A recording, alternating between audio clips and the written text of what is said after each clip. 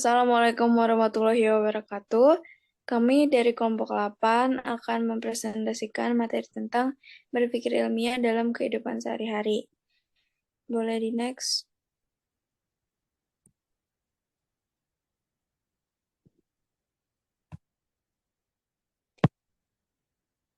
Ini adalah anggota kelompok kami. Yang pertama ada saya sendiri dan dari Septiani. Yang kedua ada Rifki. Yang ketiga dari Nadia. Boleh di next.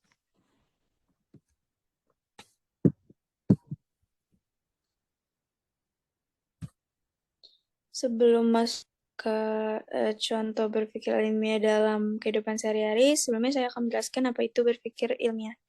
Berpikir ilmiah adalah proses berpikir atau pengembangan pikiran yang tersusun secara sistematis yang berdasarkan pengetahuan-pengetahuan ilmiah yang ada. Berpikir ilmiah merupakan kegiatan akal yang menggabungkan induksi dan deduksi. Induksi adalah cara berpikir yang di dalamnya kesimpulannya bersifat umum, ditarik dari pernyataan-pernyataan atau kasus-kasus yang bersifat khusus. Sedangkan deduksi ialah cara berpikir yang dalamnya kesimpulan yang bersifat khusus, ditarik dari pernyataan yang bersifat umum. Mereka yang berpikir ilmiah selalu mempertanyakan sudut pandang, informasi, tujuan, dan kesimpulan segala sesuatu yang ia dapatkan. Mereka berusaha untuk melihat bahwa permukaan mengedepankan akal pikiran dan menjadi objektif. Membentuk pola pikir seperti ini tidaklah instan, perlu usaha dan pengalaman untuk bisa mencapai hal tersebut. Bahkan bagi penulis pun masih dalam tahap untuk dapat berpikir secara kritis dan ilmiah. Berpikir ilmiah merupakan suatu alat yang berguna untuk memperbaiki kualitas diri kita sendiri. Selanjutnya akan dilanjutkan oleh teman saya, Nisrina. Kepada Nisrina, dipersilakan.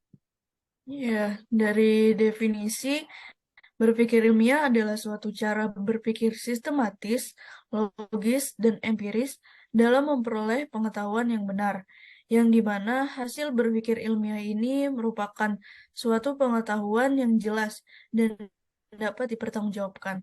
Berpikir ilmiah juga merupakan suatu pengarahan diri, pendisiplinan diri, dan koreksi diri. Penulis tidak bisa menemukan cara berpikir yang lebih baik dari berpikir ilmiah, karena dasar-dasar yang dibentuk dari cara berpikir ini sangat kuat.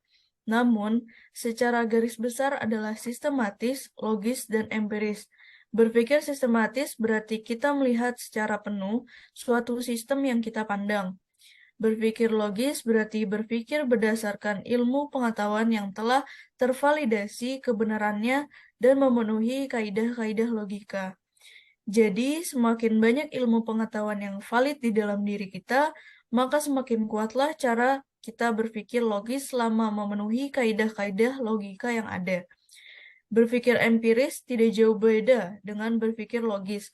Bahkan berpikir sistematis dan logis sebenarnya sudah cukup untuk dapat berpikir ilmiah, tetapi hanya dalam kasus saat kita menerima suatu informasi.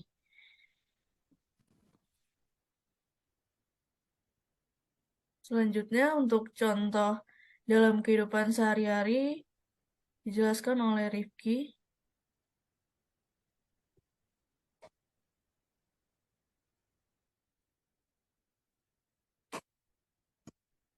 Contoh berpikir ilmiah dalam kehidupan sehari-hari.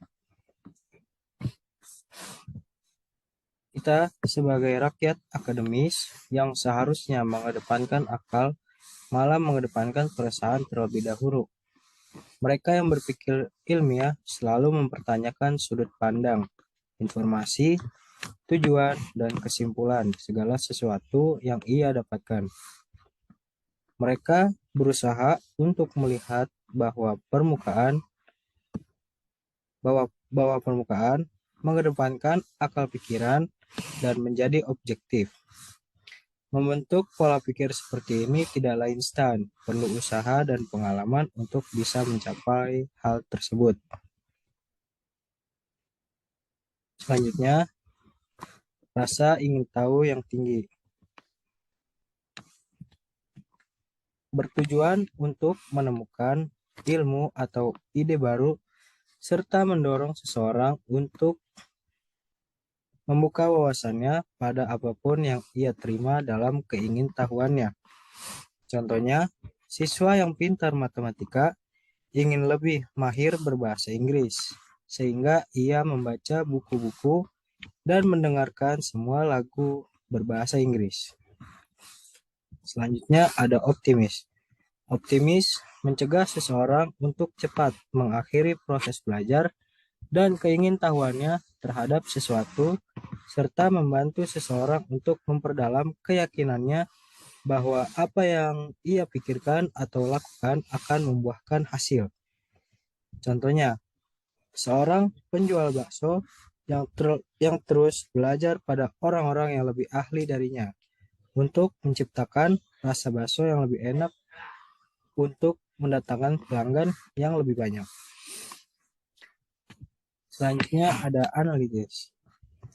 Analitis berfungsi untuk membantu seseorang menguraikan segala persoalan secara detail dan lengkap, lalu menghubungkannya pada penyelesaian yang paten. Contohnya, seorang ilmuwan yang menemukan vaksin setelah menemukan fakta bahwa virus yang sukar dimatikan ternyata bisa dilemahkan. Selanjutnya saya kembalikan kepada Danya.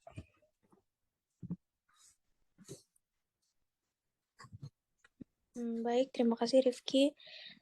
Sebelumnya, sekian pemaparan materi tentang berpikir ilmiah dalam kehidupan sehari-hari. Kurang lebihnya mohon maaf.